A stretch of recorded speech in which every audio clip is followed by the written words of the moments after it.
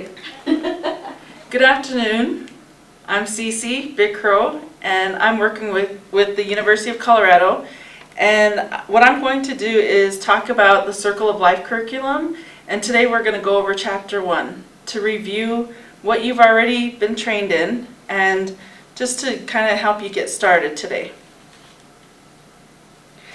And first, I'd like to go over the main objectives of this session. This session is about understanding the medicine wheel and the medicine wheel concept and how we use it in the circle of life. We're going to learn about the significance of the circle of life and making healthy decisions, and we're going to teach the children that you're working with how they can start recognizing the decisions that they make in everyday life as something that they're doing in their circle of life. So the first thing we're going to do is explain that the circle of life symbol is a traditional native symbol that's been used for a long time. We're going to identify the 4 parts of the circle of life: the mental, spiritual, emotional, and physical. We're going to identify examples under each part of the circle of life. We're going to explain why all 4 parts of the circle must be strong to be a healthy person. And fifth and finally, we're going to explain that volition is your power to make decisions for the things you believe in. So the students have gone through activity number 1 on the web, and we're going to begin there. So what you also want to keep in mind is the different vocabulary words that we'll be using in this chapter. One of them is volition, and volition, if you recall, is the power within us to make decisions, and that's how we're going to be teaching the students. Our mental area is thinking about what you are doing, so it's using your mind, and it helps make you smarter. The physical area is movement, anything that makes your body healthy. The emotional area is enjoyment, or what makes you happy. And the spiritual area is respect yourself and the world around you. It's respecting and honoring your culture and your community. So these are the materials that we'll be needing to use for this chapter. There's quite a few materials, and some of them are used in one activity and also used in another activity. For today's demonstration, I've substituted a few things and made some suggestions, and you may or may not want to do these ideas. You may have some better ideas too. But the first activity is using a ball. So instead of a big ball, because I don't know how disruptive kids can be in the classroom, so you don't want to get like a big basketball or a potato ball or anything like that, or anything that's going to be too bouncy. So what I got are these. So you toss the ball to another person, one of the students, and the catcher then, remember, the catcher will say the name of something that's circular. So your catcher will say the world, and then they'll pass it around the room. When it comes back, you will then say basketball or anything that's circular or round. So what we're getting the students to do is really focus on what kinds of circles are in our world, in our lives, and make sure that we're paying attention to those kinds of things. Then try to make sure everyone gets a chance to offer something that's circular around. This activity can take about 5 to 10 minutes, depending on how many students you have in the room and how quickly they can think of things that are circle and round. Our second activity is setting up the rules of the classroom. So you'll want some poster board, because you're going to want to keep the rules where you can post them and use them throughout the project or throughout the curriculum. And then what I have here is the self-stick wall pad.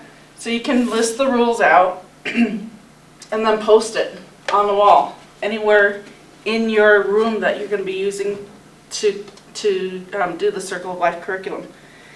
So you're going to ask the youth what they think the rules should be. And usually students will really get into this game.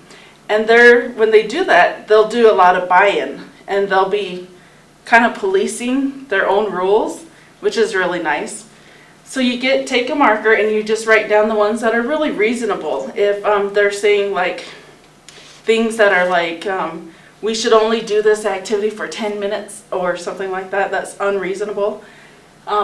Just talk through that and don't write it down. But keep things like take your seat, be quiet, raise your hand, be respectful of others, maybe turn off cell phones. I don't know if your students are allowed to have cell phones in your classroom, but that might be something that you would want to list on there.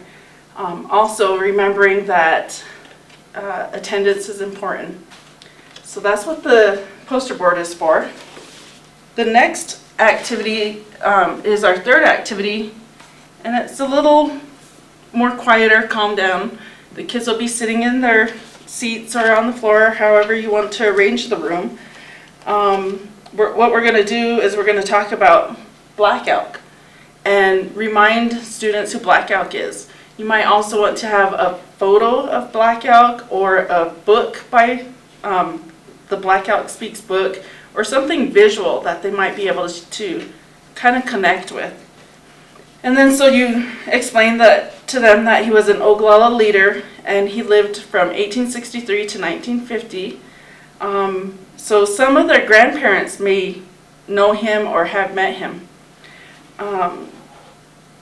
What we're going to do is read the passage and ask the students some classroom discussion questions about circles and about things that they think of in their everyday lives that include culture and circles. So we're going to ask them, what kinds of activities take place in circles in your community. They may come up with things like powwow, tribal council meetings, the medicine wheel, the rotation of earth. These are things that are circles and will pertain to the reading that we have. So that's what this is. So the next exercise will be the circle exercise, and this will get the students a little more involved and a little more active. This activity will take about 15 minutes, and these are some of the items that you're going to need. You're going to need your circle board, which we have here, or we also have this, and we also may by this time have another larger laminated sheet for you. But it looks like this. You're going to need your leader discussion guide that will help you have more discussion on activities after the cutouts are done. So these are the cutouts that we're going to use, and they have the pictures on them, and you're going to lay them out on a table, and you can lay them upside down if you want and have students come up and pick one at a time. You can also fold them, put them in a hat, make it a little more mysterious. And kids will pick one out of the hat or off the table. They'll open it up, and what they'll do is then they'll take a piece of tape and take it to the board, and they'll put the activity where it belongs in the circle. Sometimes the activities overlap. This one is use my brain. So where do you think use my brain will fall? So what you're going to want to do is on your sheet of paper or on your whiteboard, you're going to want to tell the students that what we're doing is we're looking at a healthy person. So you write above your whiteboard, above your circle. So here we're getting the students to focus on what it takes to be a healthy person. And we want to explain to the students that a strong mental part is a person, it makes you smarter. A strong physical part makes your body healthy. A strong emotional part makes you happy. And a strong spiritual part helps you have respect for yourself and the world around you.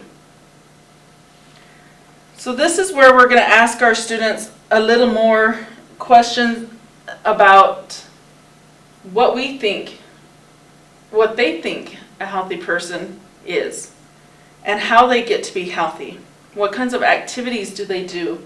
What kinds of things do they exhibit? How do they show that they're a healthy, strong spiritual person, healthy, strong physical person, emotional person, or a strong mental person? We give them some scenarios and we say, what happens, and again, remember the top demonstration, what happens if we're only focusing on our physical health and we're forgetting about our mental health, our emotional health, and our spiritual health? That again is where our circle will spin out of control. And again, remember the top demonstration. Or if we're only taking care of 3 parts and we're not taking care of our emotions. Sometimes we may be working out, going to basketball practice, we're in school and we attend church or ceremonies, but we're not talking about our feelings, and we may be harboring some issues with our parents, with our teachers, with our brothers and sisters, our siblings, our friends. And so that will begin to spin us a little bit out of control there. So we always have to have all 4 areas of our being in balance. So what they're going to do is they're going to create a collage of activities that they see in magazines that exhibit things that they do in their lives that keeps them being healthy. So you'll pass out the sheets of white paper. You'll pass out magazines for the students, and they'll use their glue sticks, and they can also, and if they don't want to do the cutouts, they can also use markers and just write things in. So I've made a demonstration, and you may want to do this for your students. You may want to show them what it's going to look like in the end. So I've put together one of my own, and I would like to show it to you. So here is a sample that I created, and you may want to create one similar to this before students come to the classroom. Or while they're doing theirs, you can also do it with them, which might be a good way of modeling.